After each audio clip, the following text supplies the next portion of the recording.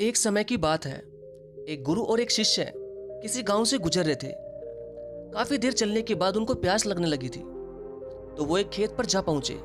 खेत बहुत बड़ा और उपजाऊ था, लेकिन उस खेत को देखकर लगता था कि उसका मालिक उस खेत पर ज्यादा ध्यान नहीं दे रहा था। वहां पर एक झोपड़ी थी। उन दोनों ने झोपड़ी के दरवाजे को खटखटाया तो अंदर से एक आदमी निकला और साथ ही उसकी पत्नी और बच्चे बाहर निकले थे। सभी ने फटे पुराने कपड़े पहने हुए थे।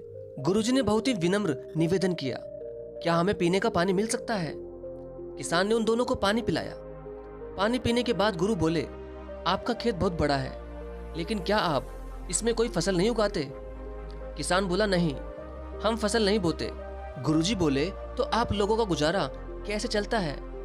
किसान बोला, गुरुजी, हमारे पास एक भैंस है जो बहुत सारा दूध देती है और उसमें से कुछ दूध बेचकर हम गुजारा कर लेते हैं और बाकी बचे दूध को हम सेवन कर लेते हैं। गुरुजी बोले, इतनी बड़ी जमीन को यूं ही व्यर्थ खाली छोड़ना, यह आपके आने वाली पीढ़ी के लिए बहुत ही खतरनाक साबित हो सकता है।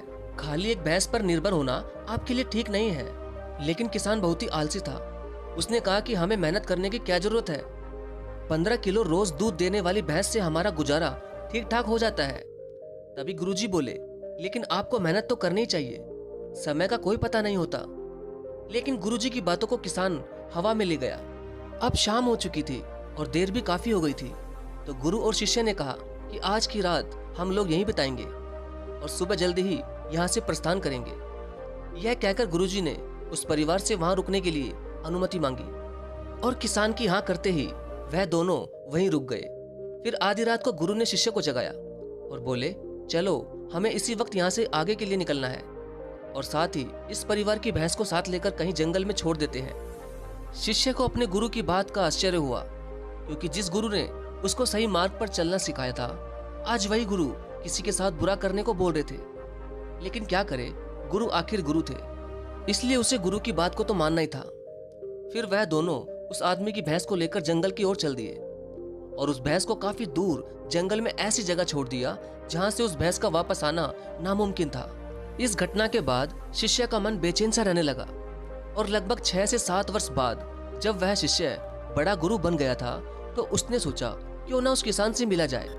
अब तक तो वह बर्बाद हो चुका होगा, क्यों ना उसकी आर्थिक मदद की जाए, जिससे कि उस दिन की गुरुजी के द्वारा की गई गलती को सुधारा जा सके। शिष्य उस किसान की मदद करने के लिए निकल पड़ा और काफी देर चलने के बाद वह किसान के घर पहुंच गया। लेकिन वहां पर पहुंचकर वह शिष्य बहुत ही ज्यादा आश्चर्यचकित हो गया।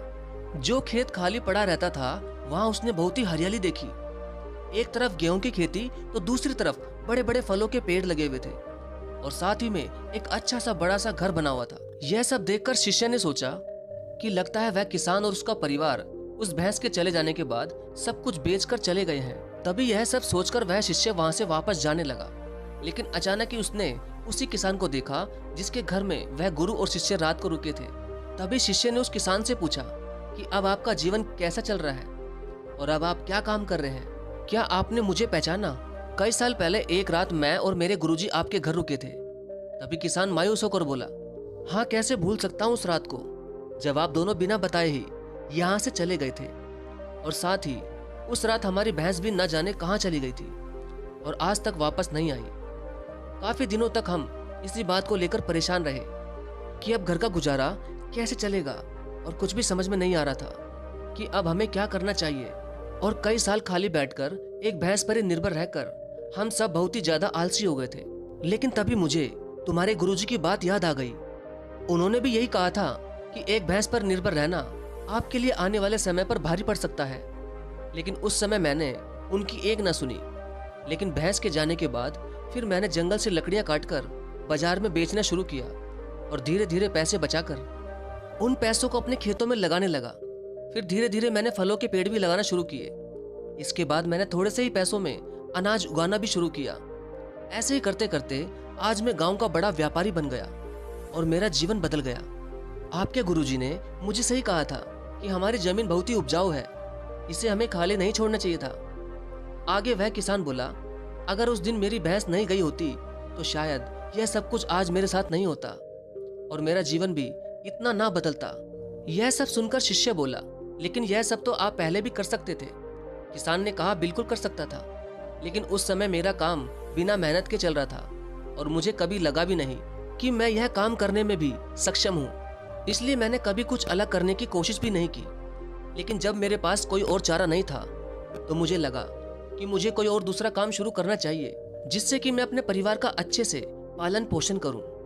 तब मैंने अपने मन में ठान लिया कि अब तो कुछ करना ही है और जो भी करूंगा पूरी मेहनत से करूंगा और पूरी ईमानदारी से करूंगा।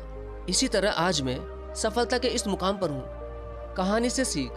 दोस्तों, कहीं आपकी जिंदगी में इस भैंस की तरह कोई रुकावट तो नहीं है जो आपको एक अच्छी जिंदगी जीने से रोक रही है? अगर आपको ऐसा लगता है तो आगे बढ़ने की हिम्मत करिए और कुछ अलग करके दुनिया को दिखाइए, क्योंकि हर किसी इंसान में कोई ना कोई हुनर जरूर छिपा होता है। बस जरूरत है तो अपने हुनर को बाहर निकालने की, उसे पहचानने की। धन्यवाद।